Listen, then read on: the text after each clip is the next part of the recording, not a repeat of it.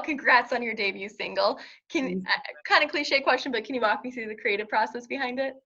Yeah, definitely. So Call It Quits, I actually was never even intending to work on music the night I wrote Call It Quits because I was so exhausted that day. And it was in the beginning of quarantine when I feel like everyone's mental state was just in a weird position. Everything was kind of depressing, and I live alone too, so it was kind of amplified. And I wrote Call It Quits about a very toxic relationship that I was in for the past 3 years. And I was just sitting home alone watching TV in my apartment when all of a sudden I received a text from my ex, and it kind of just added so much negative energy into my mind because it was such a manipulative relationship that I didn't want those negative energies adding on to already what was going on with everything in the world at the time. So I ended up turning off the TV. I feel like just like a gust of all these different emotions, like anger, stressed out, overwhelmed. Like I was just feeling all these different things. And at that point, I grabbed my guitar. It was practically staring at me at that point. And I wrote Call It Quits in under an hour. It just kind of spewed out of me. I was crying. It was really emotional. It was honestly probably one of the most therapeutic moments I've ever felt in music. So that's probably why it means so much to me. And that's why I wanted it to make it my first single. And yeah, it was really great. So a lot. It was emotional. It's incredible. And the music video, how were you Yeah, really involved in the concept and it visually? fully. Yeah, I worked with Still Vika, who's a close friend of mine, and then Yoshi, who was the editor and the videographer behind it. And we kind of just all three collaborated on what the ideas were.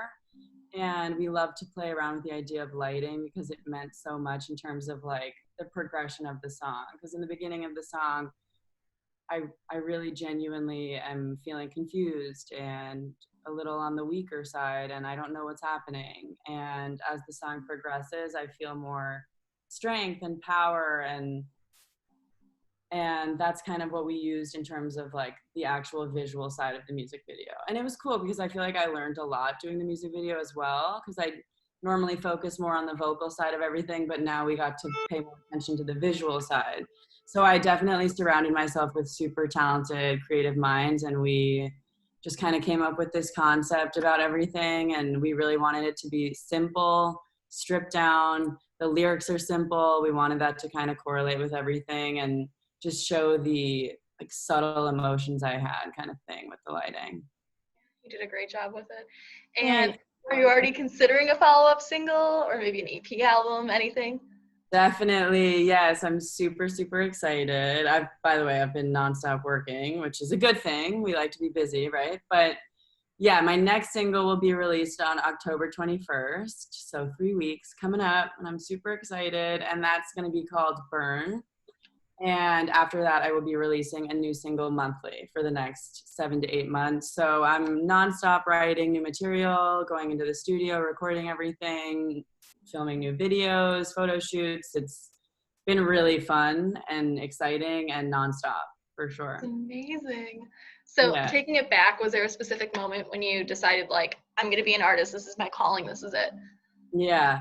Well, I worked on music my entire life when I was younger. I mean, growing up in LA, it was kind of just in the forefront of my life at all times. And my dad was also in a band when he was younger. So I kind of just piggybacked off of him, I think, a little bit. And then when I was younger, I went through a lot of different health issues, specifically in college, and it kind of put everything on hold for me because I physically wasn't able to sing. And mentally, I just don't think I was in the headspace to even write music at that point. So once I kind of got through that, my physical health started getting better, then my mental health started getting stronger. And that's really when I took the time after my really toxic 3 year relationship to just write everything out. And I was like, this is what I need mentally. Like for me, writing is therapeutic. So I do it because it feels good. It's not like I'm doing it because I'm trying to make money. I'm genuinely doing it because I enjoy it. And for that reason, I feel like it's just been really easy for me to write music at this point because it is an emotional journey. So if I'm going through something positive, I write about it. If I'm going through something negative, I write about it. So I think because of that, because of quarantine, because I got out of this 3-year-long relationship, I was kind of stuck with my mind. And that's when I really was like, let me just write a bunch of songs and I might as well release it, because if it's able to resonate with someone listening, that's all that really matters, you know? Incredible and perfectly put. So, as a songwriter, is there maybe an oddest or weirdest place you've actually written a song or come up with an idea for one? Ooh, I love that question. That's great.